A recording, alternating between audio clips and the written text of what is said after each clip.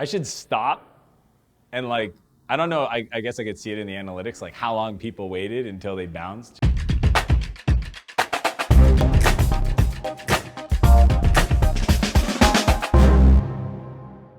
Five C's of SaaS Metrics. In today's video, I'm going to share with you guys how to figure out what do you need to focus on. The key elements, not everything, because there's so many. I mean, I've seen dashboards that are just littered with numbers that when I ask, it's like, how often do you look and make decisions with that number? The answer is never. But you know what? They like to have the data. And then there's on the opposite side, there's people that have no information, no numbers. They just know that their revenues kind of are moving a little bit, but they don't know where the opportunity lies. In this video, I'm going to share with you how to get clarity, focus, clear, 5 metrics that are like when you're building a SaaS product, you need to know these in almost daily, weekly intervals so that you can make better decisions amongst your product team. You know, when I was building Flowtown, we went out to raise money, our Series A.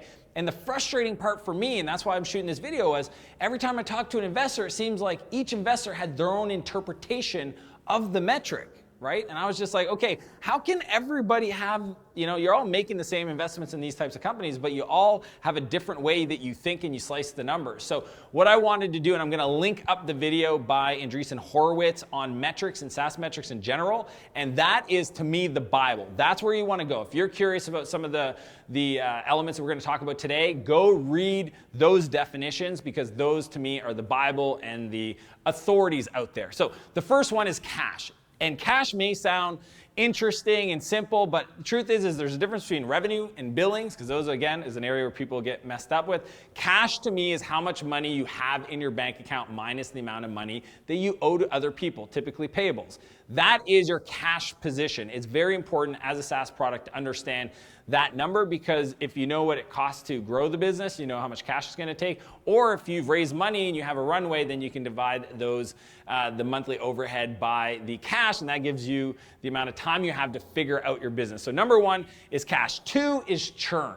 Churn, churn, churn. Everybody talks about churn. There are several different types of churn. The easiest one to measure is last month to this month. How many customers did you lose? That's your monthly churn, and then you can throw that up to the annual churn to get that number.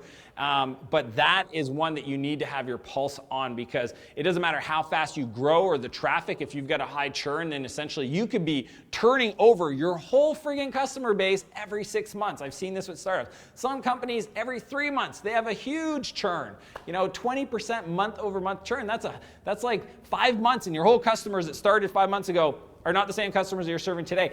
And it's funny because you can actually grow doing this, but it makes it really hard to sustain. So churn. Second is your CMRR, or customer monthly reoccurring revenue. There's C's. These 5 are the 5 C's. CMRR, some people call them MRR.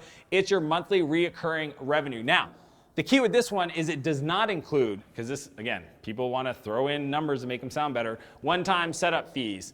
It does not include any equipments. It doesn't include any other transactions to the monthly, because like sometimes it'll be like, well, it's a monthly fee plus X amount for contacts or imports or some other data point. It's the monthly reoccurring revenue that is the CMRR. You want to make sure that you know that. Number 4 is CAC. CAC. I mean, it sounds funny because if somebody does not know what a SaaS company is, so that's step 1. You got to make sure when you talk about your product or your company to your friends and family that you explain SaaS. I mean, you think all your friends live in the valley and understand that term. They don't. I just call them software companies. But you start throwing in the word CAC, they're like, excuse me? Customer acquisition cost. What does it cost for you to get a customer? Here's where most people make the mistake, is they don't look at, they use the blended number. What's your blended CAC? Investors do not want to know that, and for you, you don't want to know that. You want to understand what's your paid, organic, and then blended. So you want to make sure that you get all 3 of those, because every one will have a different cost associated to it. Commissions that you're paying joint partners, affiliates, paid ads, those are all going to impact your CAC per channel, so you need to make sure you understand that. And then 5th, least but not last, is your CLV, your customer lifetime value. Now, many entrepreneurs like to use their customer lifetime value by using their revenue times the amount of months that an average customer stays with them. That is not the way you calculate it. The right way is to do your contribution margin. So how much money after you've got the revenue plus you've associated the cost of goods sold, how much money it took you to get that customer, times the months that they stick around. Now, your churn will dictate how many months. So you got to take that in consideration and continue to update the equation, but that is how you measure your CLV. So the 5 C's to SaaS metrics are cash, churn, CMRR, customer monthly recurring revenue, your CAC, your cost to acquire a customer, and your CLV, your customer lifetime value. Now, what I want to ask from you is below in the comments, I want to know what tools are you using to manage your metrics, your churn, anything that you're using to help understand or get better optics in your business. Leave a comment below,